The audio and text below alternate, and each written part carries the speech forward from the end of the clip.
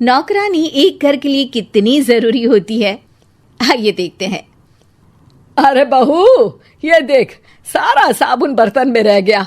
ये नौकरानी कोई काम नहीं करती, गंदा काम करके चली जाती है और ढेर सारा पैसा ले जाती है। अरे मम्मी जी, उसने तो साफ किया ही था। मेरे ही हाथ से इस ग्लास में सर्फ गिर गया था। अरे बस कर झूठी, उसे बचाने के लिए सारी जुगत लगा ले, लेकिन मैं तो इसे निकाल कर ही रहूंगी।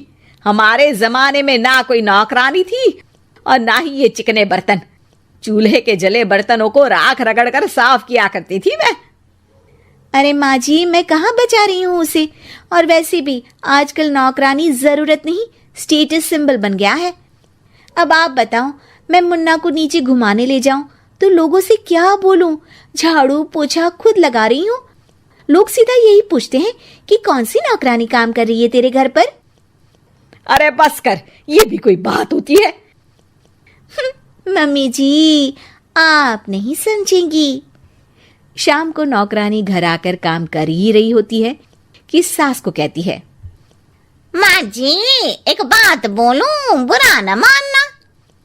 अरे वैसे तो मुझे तेरी शक्ल ही पसंद नहीं है, बात क्या खाक पसंद आएगी। अरे माँ जी, सुन तो लीजिए क्या कह रही है।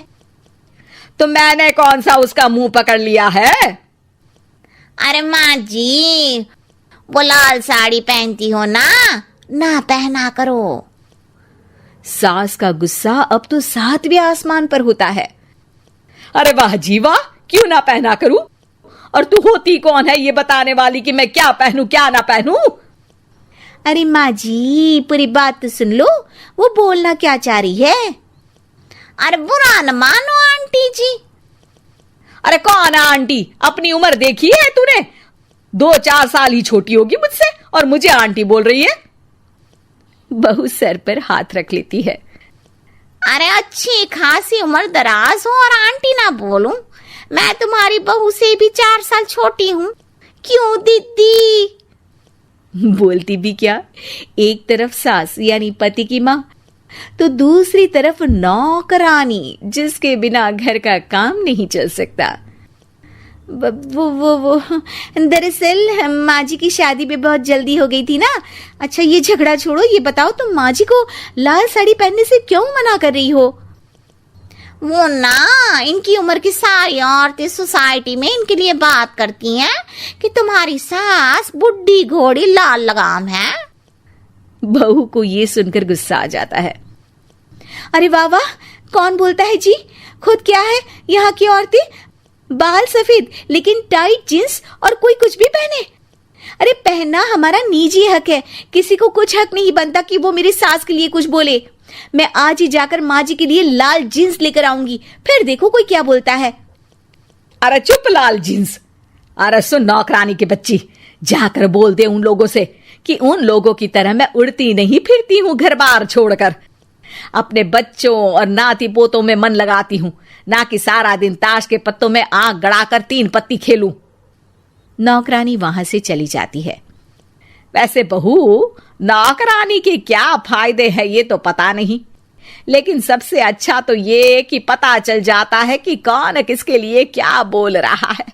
सोसाइटी में तेरा नौकरानी रखने का इरादा बिल्कुल ठीक था।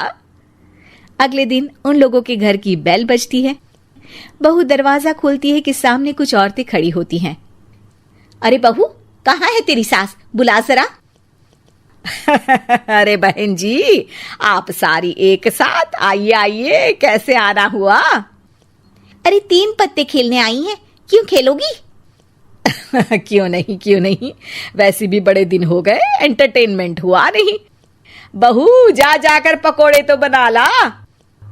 अरे बस करिए, आगे कुछ पीछे कुछ। वैसे तो कहती है कि परिवार पर ध्यान देती है, हमारी तरह 3 पत्तियां नहीं खेलती। हमने कौन सा परिवार छोड़ दिया? सास सक पका जाती है। अब ये किसने कहा? मैं तो कहती हूँ कि मैं भी थोड़ा बाहर निकलूं। आपने ही तो कमला नौकरानी से ये सारी बात की थी। सास और बहू को अब सारी कहानी समझ आ जाती है कि सोसाइटी की औरतें क्यों भड़क रही हैं। माफ करिए आंटी, मैं छोटी हूँ, लेकिन फिर भी पहले तो आप लोगों ने माँ की लाल साड़ी का मजाक उड़ाया था ना। हाँ हाँ उड़ाया था, लेकिन उससे पहले तो तुम लोगों ने हमारी जीन्स के बारे में बात की थी। अरे क्यों ना पहने हम जीन्स, तुम्हारे पैसों की थोड़ी ना है। सास और बहू सर पकड़कर बैठ जाती है। देखा बहू, ये खेल कर गई तेरी नौकरानी, यहाँ की बात वहां तो वहां की बात यहाँ।